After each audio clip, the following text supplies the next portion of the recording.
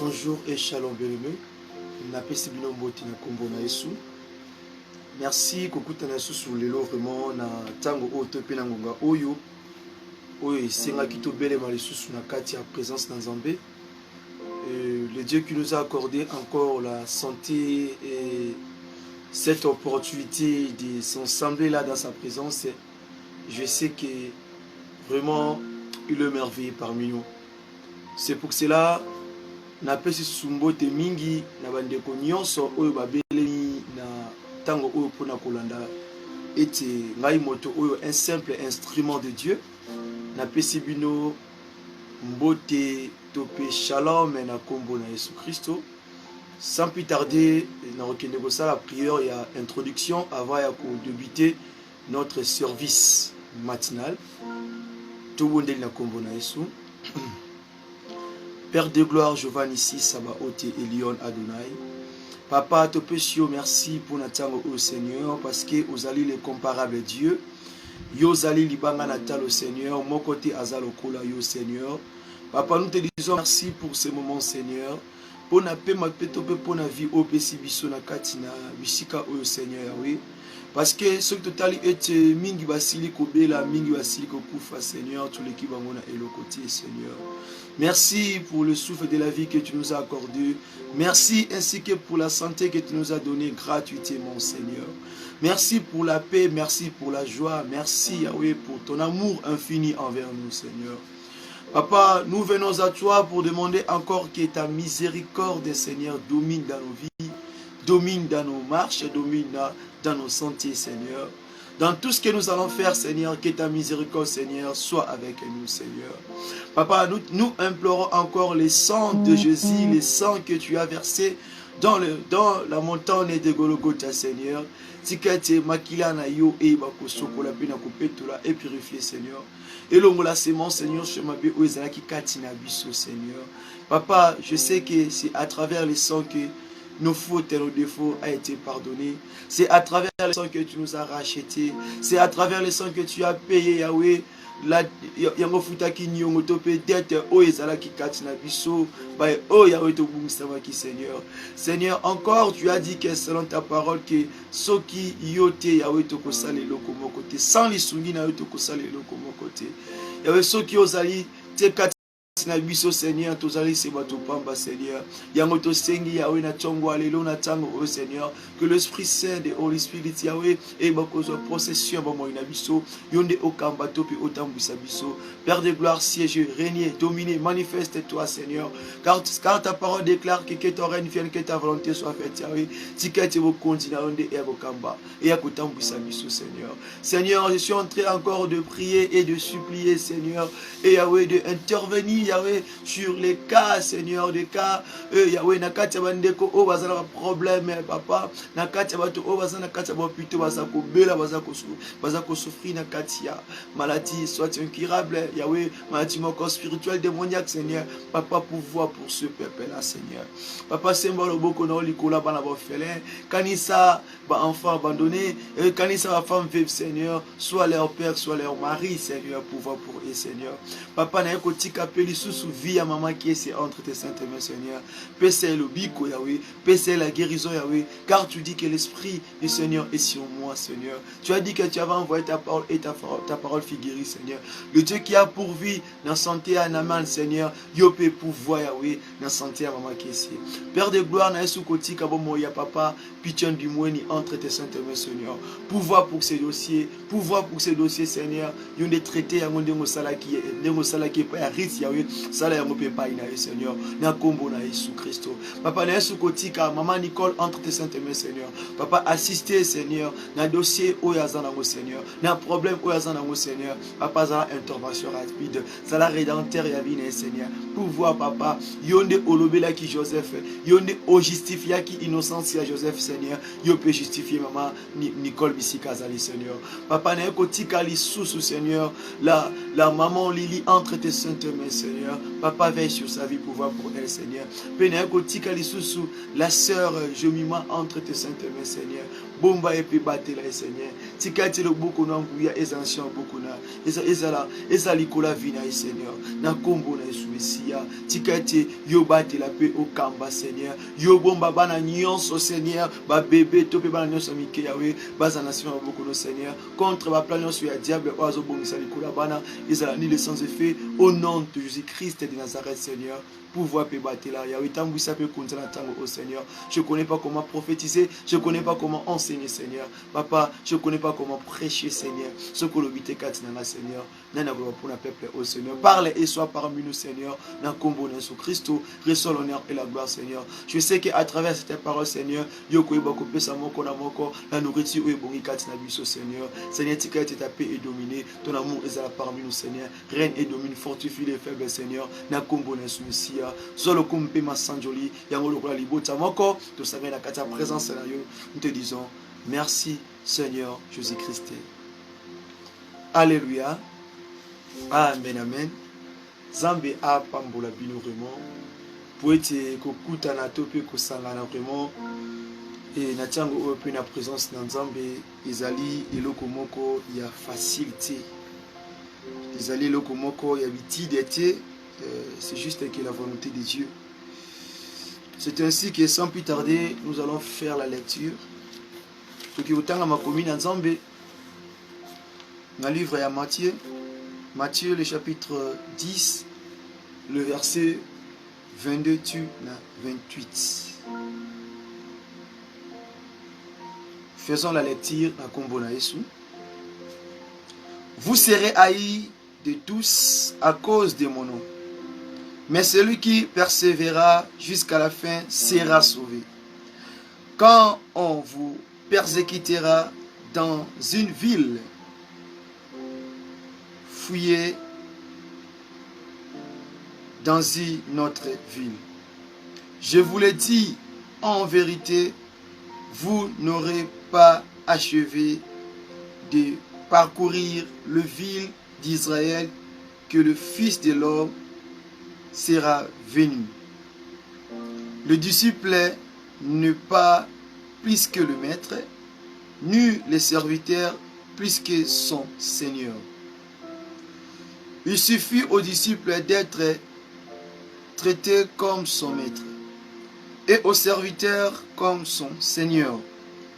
S'ils sont appelés le maître de la maison Belzéboul, à combien plus forte raison appellerions-ils ainsi les gens de sa maison? Ne les craignez donc point, car il n'y a rien de caché qui ne doit être découvert, ni de désert qui ne doit être connu. Ce que je vous dis dans les ténèbres, dites-le en plein jour. Et ce qui vous est dit à l'oreille, prêchez-le sur les toits.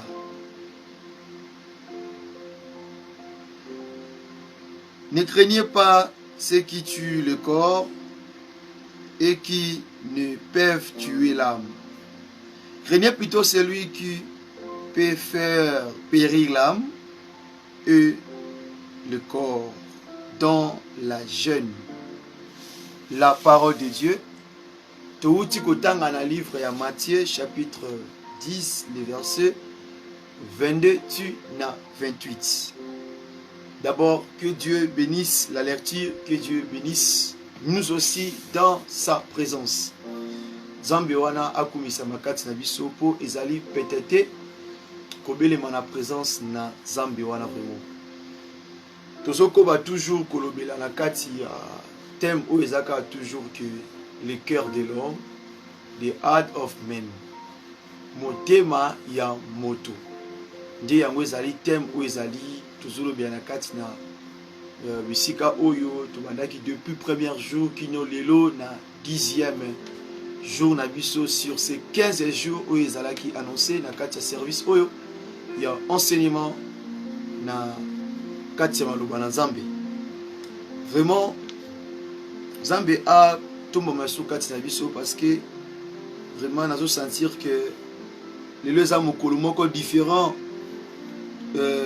lokola mikolo misusu oyo toyeba kokutana vraiment et puis na kati ya présence na Nzambe pour nous sentir vraiment atmosphère wana ezali kati na biso vraiment et nazana kondima ete Nzambe wana akosala ya ebele na kati na biso parce que azali le comparable Dieu. Mon côté azalo kula ye yende libanga na talo vraiment et puis yende Sabaoth. Il est l'alpha, il est l'Emmanuel, il est l'Oméga.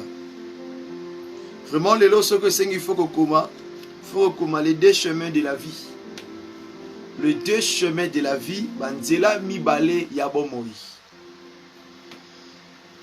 D'abord, nakati avec kriti auto uti kotanga.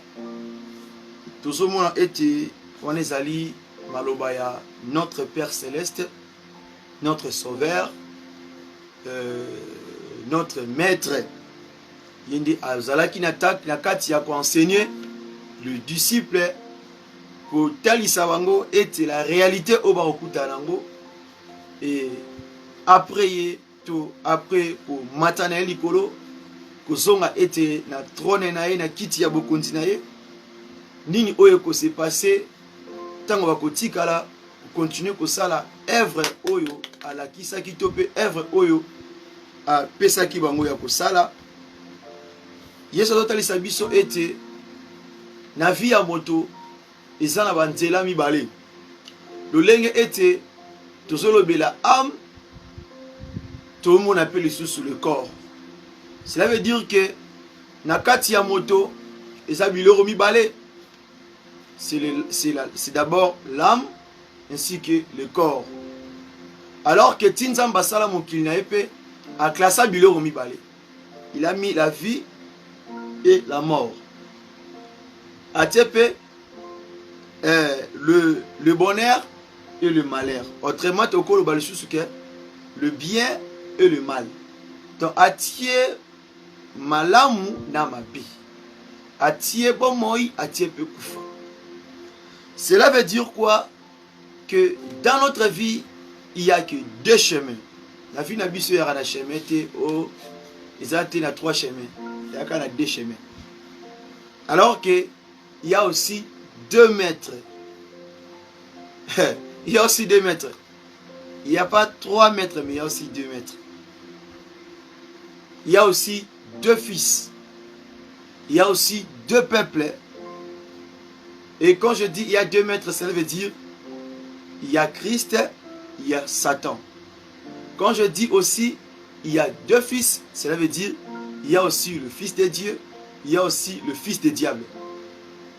Quand je dis aussi il y a 2 peuples, signifie il y a aussi le peuple de Dieu, il y a aussi le peuple qui s'attache aussi à Satan. Un peuple qui est perdu. Qui lui a dit que mon peuple est détruit parce qu'il manque la connaissance. C'est la faute de connaissance que ce peuple est détruit. Amen. Alors je sais que Zayoté. Zayoté onazolo belapo yozali un peuple sauvé. Un peuple perdu. Nzambe d'abord akumisa makati na biso. D'abord tant Nzambe awatalisa biso kolobela biso na kati makomi oyo pour lelo oyo vraiment nazomona eza mokolo moko eza différent que mikolo misusu. Donc tant Nzambe apesi biso maloba oyo alinga atalisa biso ete na vie na biso batu lolenge oyo moto amema vie na ye lolenge oyo moto osala makambo ya vie na ye eza ye mokonde azali le maître to azali moto oyo esengi na ye asala choix. Yeah. Pourtant les 2 chemins de la vie, cela veut dire qu'il y a aussi le choix. Toko le jamais les 2 chemins de la vie sans que tout ait le choix. Choande et sala ke moto pour nzela akokende. Choande sala ke moto apona bisika oya kozalela. Tout le monde a une vie réelle boy. même quand la histoire ya Abraham na Lot. Abraham alakisaki Lot banzela mibale. Alobi na ye soro ke na gauche kana ke na droite. Soro ke na droite kana ke na gauche. Donc a obligé à quitter Lot. A poussé à quitter Lot que kende kabe non. Mais il a essayé à conseiller. Il a essayé à kotalisa ye réalité à vie. Réalité à makambo. Mais tant que nous devons comprendre que ala kisi nzela. Au moins il faut quoi agir boende ko ela. So sali boye pe ko komela. Dans la vie na biso batu yango mona ete ba yebisa biso que conséquence et corrigera mieux que conseil. Tantôt tango Abraham azoluka talisa l'autre réalité que les bien te a quitté, les bien te a demeuré loin naïe, azala pembe naïe. Tantôt l'autre andé comme on a que muto ngazanga lokola serviteur naïe, lokola moi musa naïe, mais bité que zaki pona bien naïe. Makamusu na vie na biso bato esenga ka il faut ezala bomo, il faut comment pour être moto azwa leso en vie. Pour ya makamusu ko pesa mutu conseil otalisi mutu mais mutu a comprendre été. Mais tant qu'on a kata libulu, tant qu'on a kata réalité, c'est là que mutu a comprendre que oui, na pona kinzela malamuti. Na kenda kinzela malamuti. Et alors Dieu n'a jamais obligé le peuple d'Israël que bo sala boy, bo kende boy. Non, Nzamba sala asala you must. Nzamba sala pe obligation te to ezala te ke zaka bongo bo kende ka wete. Dieu il donnait les choix. Nzamba pesa biso ba tous les choix. Yango moni na vie tant que les deux chemins de la vie, il faut d'abord te comprendre le domaine de la spiritualité. Notre Père céleste, notre créateur a pesa ngana choix. Apesa ngana ngolu to pe grâce wana. Yako pona oyo lingyo sala. Apesa choix yako dépendre na façon oyo lingyo zalela. Apesa biso et donc et kateli wana yo monde esengi ozwa donc ozwa décision à vie na yo. Alors on peut na deux chemins de la vie. Parents na yo, tu peux même encadrer ou aza ko encadrer yo. Ako kite ko ponela on dila o ko kende. Mais ako orienter au kaka.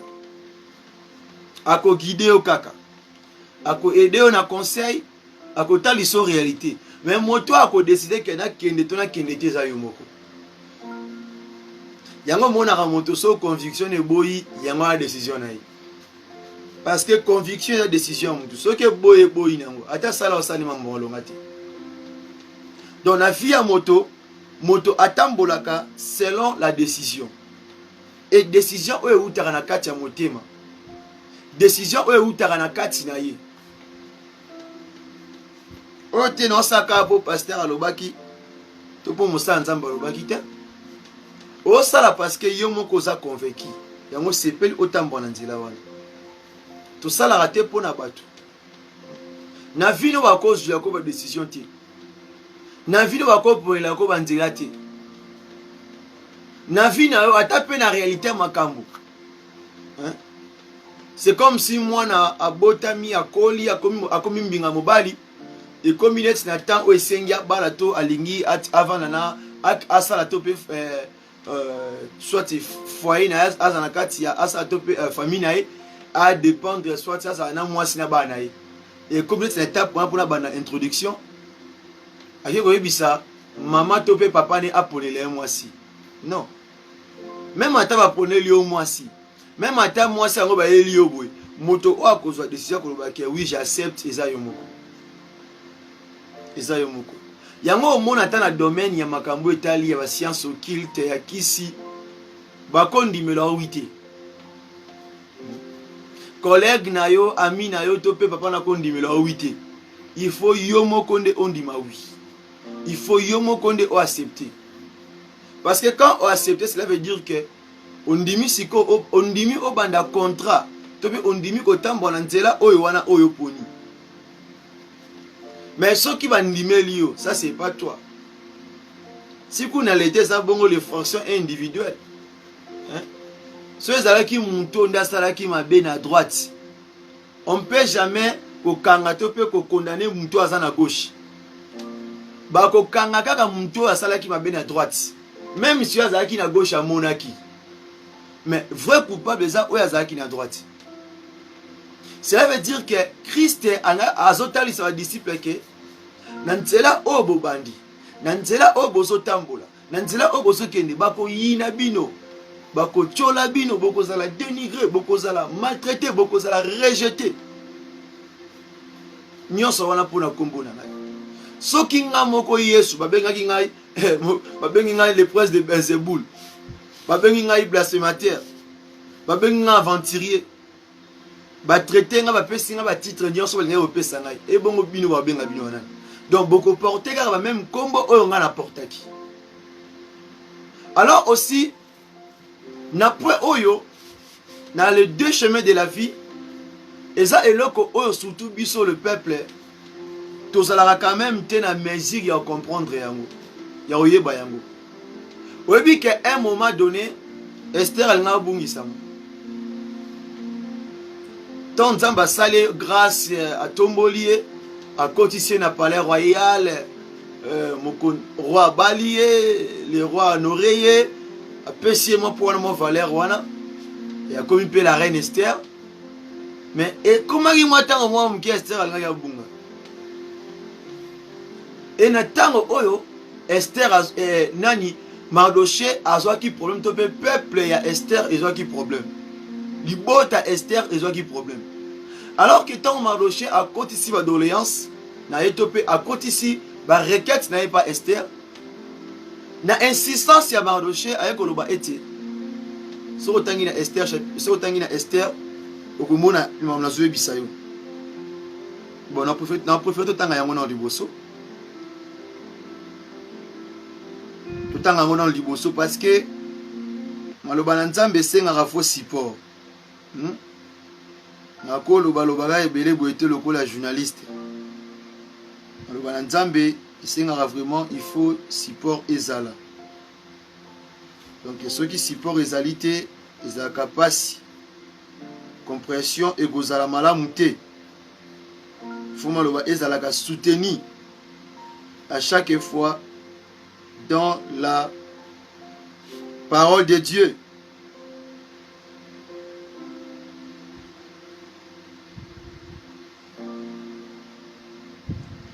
Totangi na livre ya Esther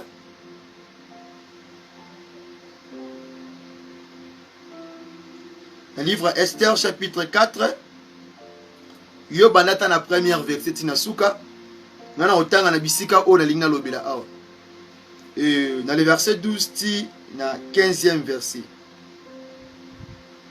natangi totangi na kombo na Yesu lorsque les paroles d'Esther eut été rapportées à Mardoché, Mardoché fit répondre à Esther: ne t'imagine pas que tu échapperas seul d'entre tous les Juifs, parce que tu es dans la maison du roi. Car si tu étais,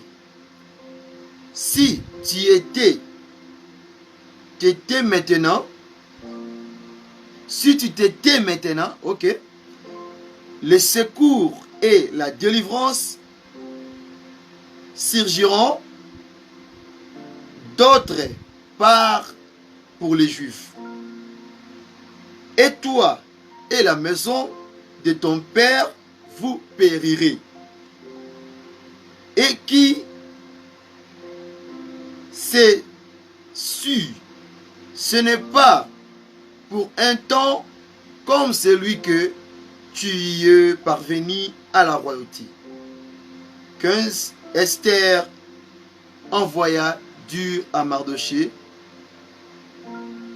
Toko matin à 16e verset. Va, rassemble tous les Juifs qui se tiennent et qui se trouvent, je m'excuse, à Sus, et jeûne pour moi sans manger ni boire pendant 3 jours, ni la nuit, ni les jours. Moi aussi, je jeûnerai de même avec mes servantes, puis je entrerai chez le roi malgré la loi, et si je dois périr, je périrai. La parole de Dieu. Alors que soki na komi na point où il y a Esther, ils ont pour ça le chemin de la vie, le deux chemins de la vie. Alors que ils ont bilo mususu, tu peux jamais fouiller ta destinée. Personne ne peut fuir sa destinée. Tel que quoi? Le quoi le nini? Tel que comment? Esther azalaki israélite. Mais tant qu'on t'a sali opportunité, on a côté ndora mokonza comme la reine. À un moment donné, on a kabo sana. Ndema a rappelé. Ce n'est pas en vain. Ce qui Israël. Ce n'est pas en vain. Ce n'est pas en vain si Dieu avait accepté que tu sois né dans le pays que tu es là. Que tu sois né dans votre pays. Ce n'est pas en vain. C'est Dieu qui a accepté que ta mère puisse t'affronter. Hein? Si en Afrique, si en Europe, si en Amérique, si en Asie, si en Océanique. C'est Dieu qui a permis cela. Et au bon sanate que on a le coin de comme dans mon condika yo né obiki. Yo so ma bien né comme simba oté, to pe zo oté. Non. Et tant que tu es lié ou taki na nation moko boy, ou taki na libota moko boy, il faut pas jamais oublier. Oui bien aimé na vie na biso batou. Même pour réussir dans la vie, au boss en a été bisika o outil. Ne jamais oublier bisika oyo outil, bisika oyo bima. Au boss en a ka source na yote. Au boss en a raté bisika o nzamba bimisa, bisika o nzamba lokota yo. Il faut jamais oublier cela. Même bisika o nzamba permettra yo botama. Attends la famille, attends la mboka wana, il faut jamais oublier cela. Il ne faut pas faire semblant le non. Parce que le malheur est tellement qu'il porte à Israël. Et tant que bazana batu o bakoki, bazana mutu o kout d'abord o yakoki pour traiter les Kambouana, même que bawana se va intervenir. Et c'était Esther.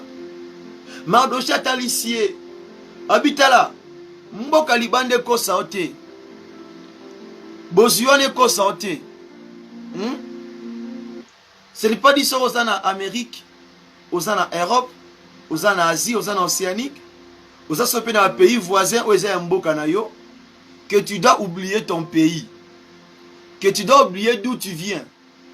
N'oublie pas que tu es israélite. N'oublie pas que tu es un Congolais. N'oublie pas que tu es une Congolaise. Malgré que tu es à l'extérieur, malgré que tu vis aux étrangers, malgré que tu n'es pas dans ton pays, tu es loin de ton pays, n'oublie pas, quand il y a un problème, il faut se soutenir. Quand il y a un problème, il faut se tenir les bras.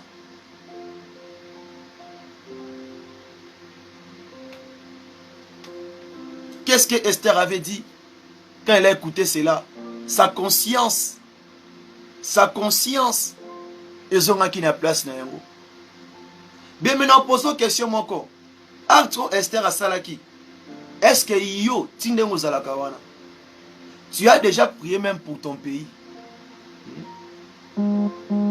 Okoma ko pambola ba pays ya batu mususu. Okoma ko pambola mboka batu mususu, mais votre pays mboka oyo moko botama bisika oyo uti. Même ata mboka bakoko na ato botama na mboka wana ti. Ato koli libanda mboka na, mais étant que zo porter makila wana, tu dois prier. En réalité, Esther akola ki suna akola ki na israélite. Akola ki libanda Israël. En réalité, cela veut dire, il y a eu aussi le peuple, les enfants, qui en captivité na Babylone. et bazala qui ba esclave ya Nebuchadnezzar. Malgré cela, ba tika kite koteka leur pays. Ba permetta kite koteka identité na bango. Du coup la circonstance. Malgré que bazo vanda, malgré même qu'il y a cause en akati ya mboka wana, mais s'il y a un problème, il doit prier pour son pays. Il doit prier pour sa famille. Est-ce que yon dengo zalawan déjà ozone fils qui une minute oyo pour na kobondi ata pour na mboka na bino.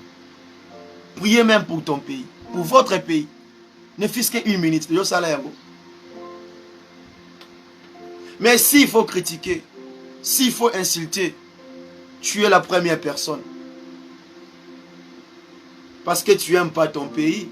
Alors quand tu n'aimes pas ton pays, qui va l'aimer plus que toi? Si toi-même, citoyen, une citoyenne, que tu ne parviens pas à prier pour ton pays, alors qu'est-ce que ton voisin va faire pour ton pays?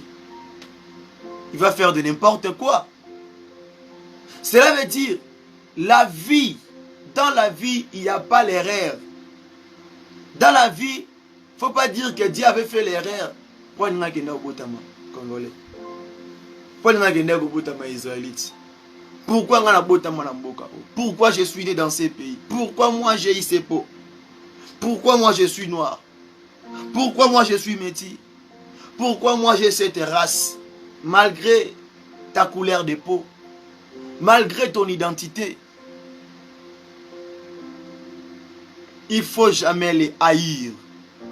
Il ne faut jamais les rejeter. Parce que tu es dans le chemin que Dieu t'avait placé, que tu devais toujours être là. Ne fais pas un mauvais choix d'insulter de là où tu viens, d'insulter de là où Dieu t'a ramassé. J'ai vu des hommes tels que David. Il n'a pas permis d'accepter qu'un étranger puisse insulter son pays. Il n'a pas permis qu'un étranger puisse insulter son Dieu. Mais il y a plusieurs chrétiens. Quand ils voient une personne parler du mal à propos de Jésus-Christ, ils s'en foutent. Ils s'en foutent. Ils s'en foutent. Mais il y a eu des hommes comme David. Il n'a pas permis qu'un inconnu puisse insulter les dieux de son pays. Mais il y a aujourd'hui, quand vous passez quelque part, si vous voyez quelques gens en train de se mettre pour faire des débats, insulter soit un pays, même votre pays, même ton pays, à la place de leur expliquer, de leur montrer que la chose que vous êtes en train de dire, ce n'est pas de la façon qu'ils sont en train de penser. Tu vois, la personne va préférer même de l'air appuyer pour ne pas être persécuté, pour ne pas être insulté. Alors, qui va te sauver si toi-même tu ne te sauves pas? Ce qui est mon milingite, n'a pas olinga ressources. Pour milingite, ce qui est boye pas na bino, ce qui est là les pas nain. Et pas batou, parent na parent ça a un nombre ya banana et puis a un calcul na salaka. Ce qui est là pêche au foufou, le bien pêche au lipa, le bien qu'on a pêché au loso. Mais 4e jour au baïoti, à Benganao, c'est-à-dire que c'est pas na binote. Les sungi ça bien aimé. Ce qui va sungi au boss na raté que les sungi wana au luka, au trahir même. Au ça la nga passe au trahir même d'ap na bino. Bisiko outi. Alors que Esther a celle qui a monté. Alors que David a celle qui a monté. Alors que Daniel a celle qui a monté. Alors pourquoi ne pas que tant que citoyen, et tant que mwanamboka, et tant que moto oyo, a botam topé a kouli na kati ya mboka wana, tant on m'a bezali, tant il y a quelque chose qui ne marche pas, na place tolo bela yango, tu remis comme il a mbonzo, tu remis comme bomba. Non! C'est mieux de parler, c'est mieux à koloba tant mabe ezali, pour mabe wana esila. Ceux qui ont amoni que na kati mabe wana ya linga continuer mabe, il suffit aïe baké, azala avec ti. C'est un peu ça. On ne peut pas avoir honte de prêcher et de dire la vérité biska mabe ezali. Il faut koloba. Il faut koloba. Il faut koloba. Jésus parlait. Christ parlait. Pourquoi vous les pharisiens, vous préférez qu'on lave les mains? Vous préférez qu'on nique libanda ya kalebas. Qu'on nique libanda, bota libanda ya bassin. Yangwana. Bota libanda kalebas. Mais pour nite qu'on nique kati ya bassin. Il parlait de l'âme. Pourquoi encourager toi? Pourquoi to pesa ma parole moko ya kitoko to flataka na bisika o makambo e marché. Na bisika to ba que oui nous sommes bénis mais nous souffrons. Il faut chercher comment te briser to quoi ça. Mir wana Jéricho ya malédiction to pe souffrance wana. À la place de flatter. C'est comme si bitumbe telemi liboso à une nation. Nation monsieur était mieux bundisa biso. Ba biso que oh non, Exode 14:14. Garde le silence, l'Éternel va combattre pour toi. L'ennemi se tient devant toi. L'ennemi a des armes. Il est prêt à t'attaquer. Oh non, garde le silence, l'Éternel va combattre pour toi. Non, ce n'est pas dit quand on te dit garder silence, ça veut dire de rester silence, de rien faire. Non. Ça veut dire cherche à prendre ta propre défense. Cherche à comment quitter ces lieux. À la place de rester sans rien faire. Quand tu pries Dieu maintenant, cherche maintenant un moyen ou bien de faire quitter ou bien de quitter cet lieu. C'est pas du temps au bon de lui zamba bena bate ya kimia ye akobundela ngai. Ba beta kaka ta tikali kimia vande bouger terre. Kasi bal perdre les autres. Longo wana kimia. Soki yo moko mi batilite, soki yo moko mi biki, soki yo moko o milingite. Ntolingo mieke yo moko te. Eza na moto moko te. Même Yesu kutu ye moko Jésus-Christ, mwana na Nzambe notre sauveur. Lokola ebeke tan oye kokaki te senga ki akufa pona biso, il ne s'est pas laissé à garder silence avant d'abibaya bazo ba toki ba kekate mutu. Non. Tanga moni ba ennemi ne bazo ya si s'agit ko kimo yeso ande ko limo. Pourquoi na vie eza na deux chemins? Soki olingi malheur omona malheur, soki olingi bonheur omona bonheur. Christ atangi sibiso. Na tango tomoni ke simba te, il faut agir, il faut koloba. Et na tango tomoni marcher, oui, il faut encourager, il faut être joyeux. Il faut être joyeux. Et puis vérité souvent, et surtout ceux qui sont ignorants. Moutoasa ignorant sur ce vérité, c'est comme si tu es en train de les critiquer. Un ignorant, quand tu es en train de dire des choses qui est vraiment, qui est juste, qui est la vérité, il te voit comme si tu es en train de les citer, tu es en train de les critiquer. Mais alors que c'est la vérité. Alors qu'il sache une chose, si la personne t'aime, il te dira la vérité. Il te montrera quoi il faut faire pour t'en sortir de ces difficultés. Mais si la personne ne t'aime pas, il va te flatter. Quand tu es en train de souffrir, quand tu as des problèmes, quand tu t'es mal habillé, quand tu as un défaut, à la place de t'aider, à la place de porter la correction, qu'est-ce qu'il va faire? Il va commencer à te flatter, à te motiver. Parce qu'il ne t'aime pas. La personne qui t'aime, il te dira la vérité. Parce que c'est pour ton bien. Christ a été vendu, a été persécuté à cause de la vérité. Mais c'est la vérité qui nous a sauvés. Si tu veux aujourd'hui, au bikisa, au sauver, au salelo komoko, yamalam po na libota to po na pepe na yo. Il faut ebelo komoko la vérité. Schéma malam ndi yango wana. Cela veut dire tant que l'eau que ce marché était toti kananu. C'est comme si mutu batu basana c'est comme si na kolobanim.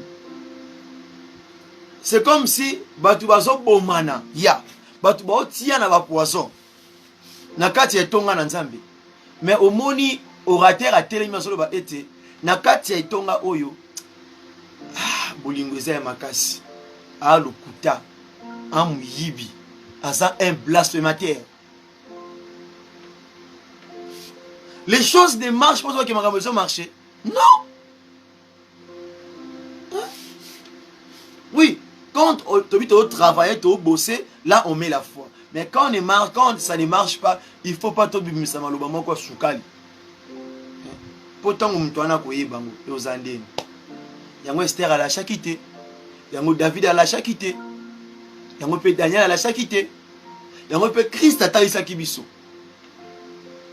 Christ a bandé ko juger. La vérité c'est pas ko juger mutu. Hein? Tant to bito lobela eloko ekendema et simba il faut ko loba. Mais être do juger. Hein? Aujourd'hui tu vas sous ça distinction entre ko juger na to ko zongisa mutu na nzeto ko reprocher mutu. Yango zo mona batu mingi na pas ya bisa mutu vérité on préfère que retonga mutu. C'est à cause de ces choses ici.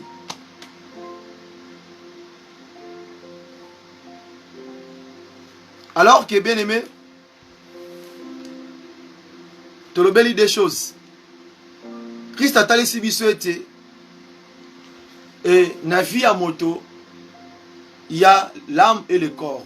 Abi, il faut pas tous en abobanga. Tobanga ou yazobo manzoto. Il faut pas que yo un bien-aimé un homme de Dieu aux anabobangina ou yazobo manzoto. Cela veut dire que la réalité, la circonstance, la vie, le kanango, à cause de cela, monité, au CDK. Mingi ba finga mboka, mingi ba bazo rejeter ma bota na bango. Mingi ba bossa na biska même ba uta. Likola robanga muto azo manzoto. Ça veut dire likola pasi. Likola kolela, likola kosanga. À se permettre te kanaï. À se permettre naïe.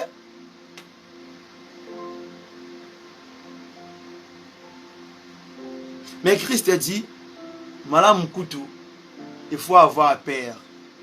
Na moto azo pesa biso pema. Pe na moto oyo asala nzoto oyo. Po yenda ko fongola porte que pour un jour à moine kende ko périr. To a moine kende bisika malamu. Mais moto azo bo manzoto azana ina nguya te likola amna yo. Yo na ye bo dépendre panzambi.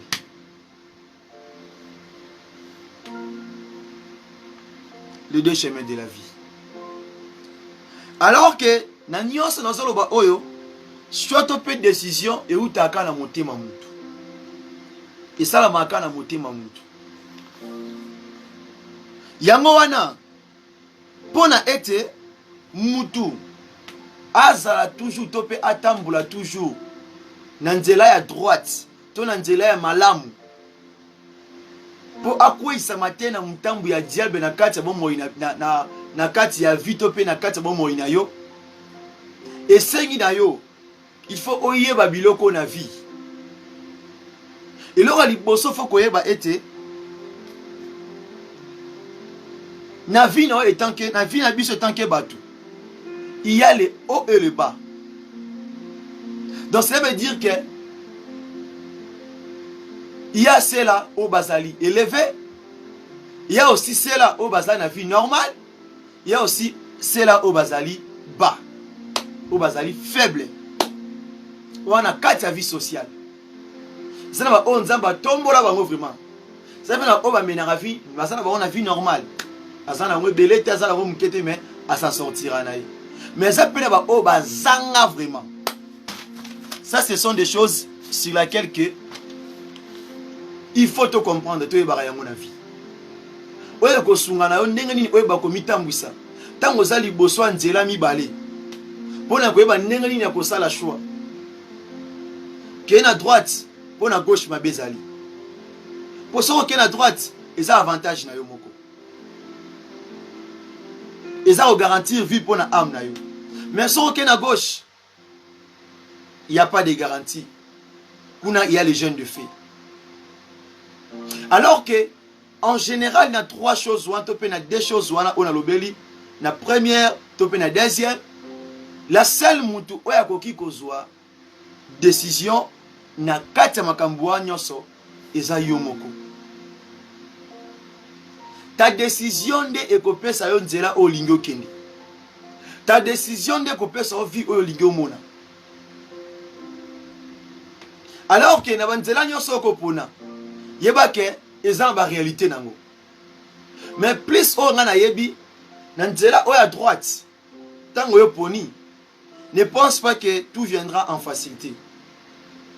Il faut de la persévérance. Ce n'est pas dit ça pour nzela bonheur, au poni bonheur na munorbe na mute mozano kunati. Ndengo Christ vandea kuroba.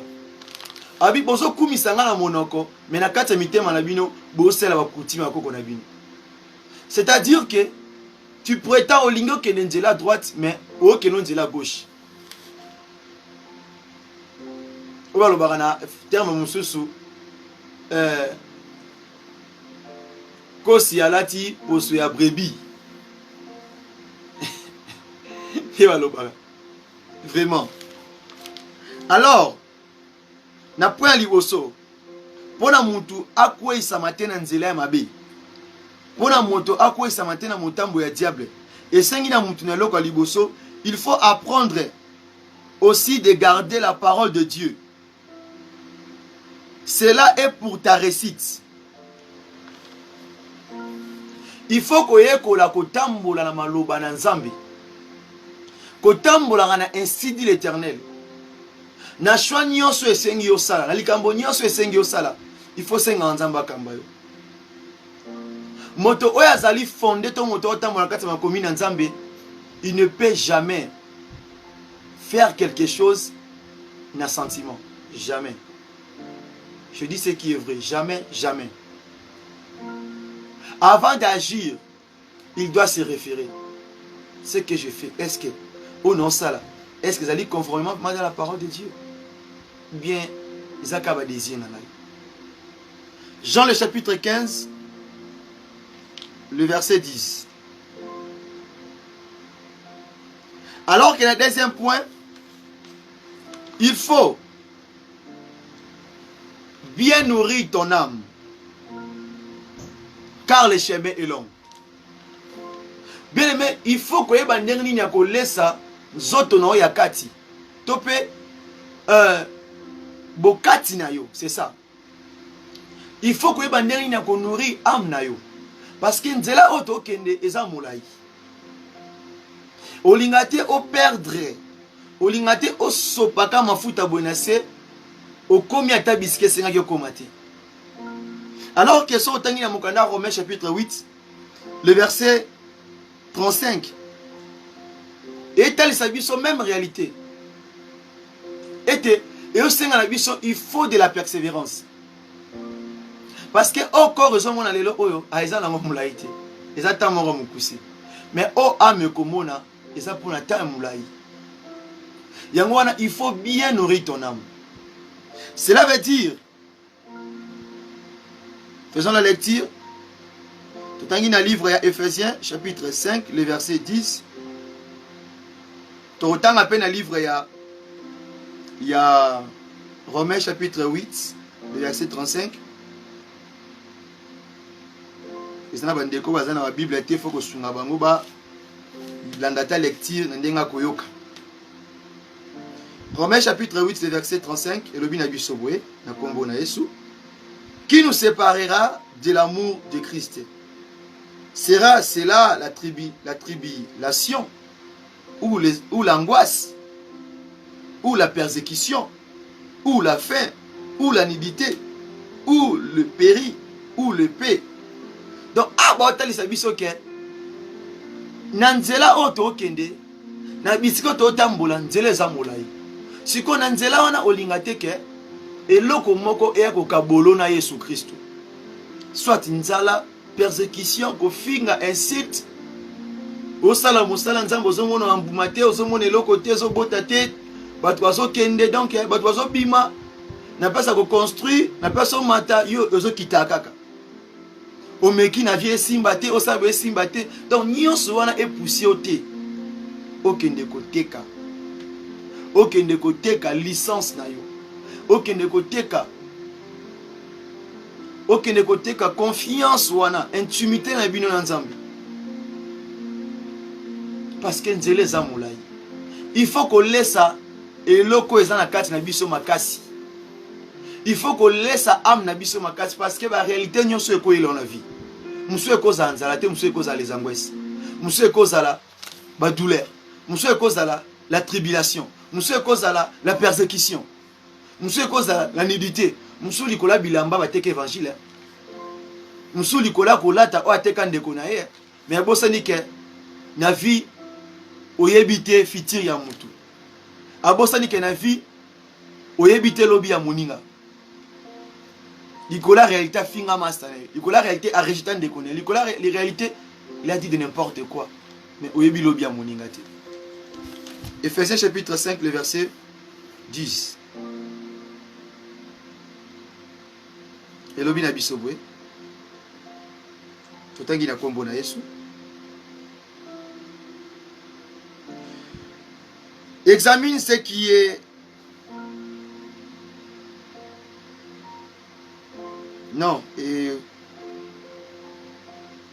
Ephésiens le chapitre 5 le verset 10. Examine ce qui est agréable au Seigneur. Ah, si quand on commis na troisième point. Na troisième point, pour bien réussir kotambola na chemin oya malamu, il faut aussi apprendre à kozala soumis à Dieu. Tant on est soumis à Dieu, cela veut dire mettre la parole de Dieu en pratique. Celui qui est soumis à Dieu est un moteur mettre la parole de Dieu en pratique. C'est ça. Ouana, il ne faut jamais oublier. Jacques chapitre 4, le verset 7. Celui qui est soumis à Dieu est un moteur en pratique. Mais celui qui ne pratique pas la parole de Dieu, il n'est pas soumis à Dieu. Il n'est pas soumis à la parole.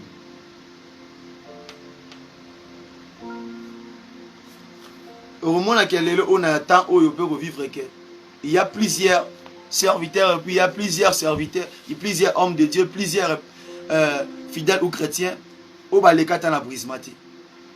Et tant que on na brismate, c'est difficile pour nous soumis à la parole de Dieu.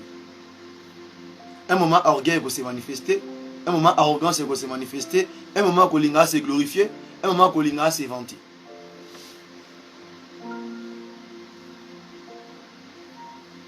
Donc quand tu n'es pas soumis à Dieu, sache-le bien que le contraire de la soumission, c'est le jeûne de fait.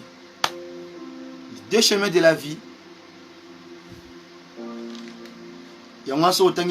Ephésiens 5, il faut examiner ce qui est agréable à Dieu. Ce qui est bien. Il faut qu'on examine. Maman, bien-aimée, sœur, il faut que tu examines. Alors tu examineras tu examineras tes corps. Tu examineras mon thème. Mon thème est ça la distinction. Mon thème est que tu n'as pas de temps que na sekula na ngana etina lingi na ngaiti. Mon thème est ata o sexa ata o solane mais mon thème est que na lingi na ngaiti. C'est un peu ça. La quatrième chose de savoir, le chemin de la vie sur terre, c'est là où c'est un chemin de combat. Nzela oto tambo na ngona sia mokili oto nzela oto banza oto leka na sia mokili oyo eza nzela ya bitumba. Ne pense pas sur oponi nzela ya bonheur nzela ya peke ozala malamu. To tambo na nzela ya bitumba. Il y a toujours le combat. Il y a toujours les difficultés.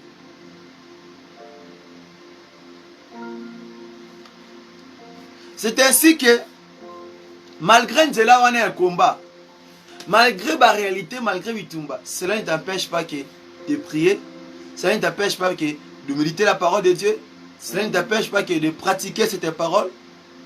Il y a un peu de choses qui sont en train de réussir dans Nzela,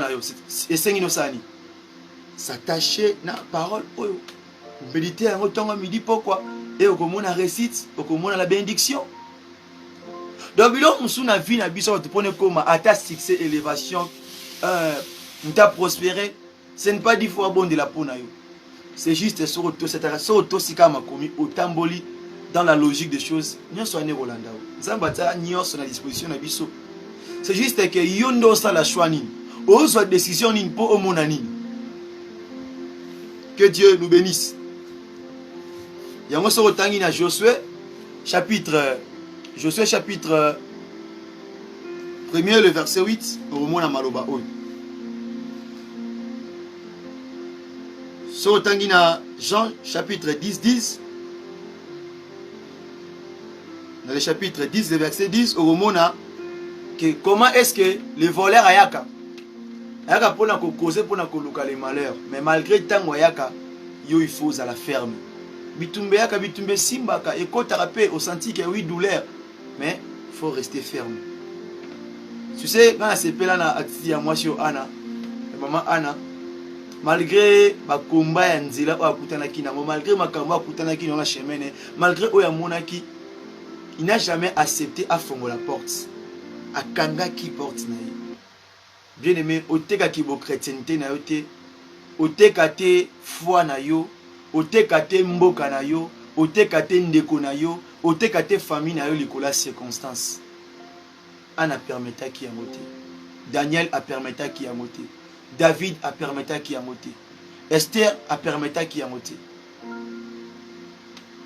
Même Joseph a permetta ki amote. Bango va ça la meilleure salle amote. Pour tu crois en Jésus-Christ. Tu es un enfant de Dieu.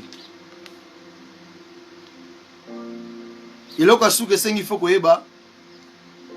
le chemin de la vie éternelle. Bien aimé,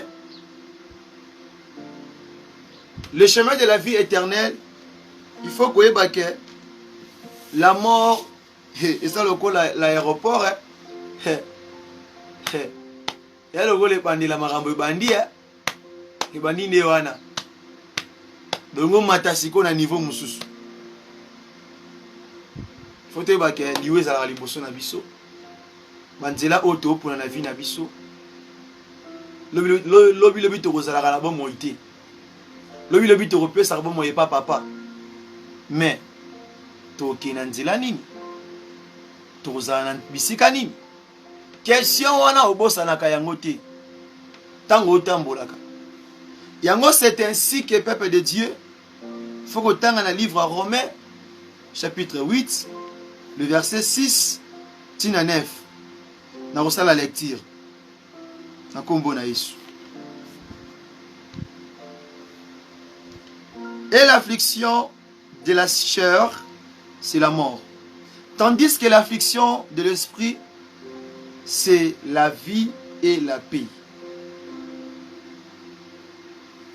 Car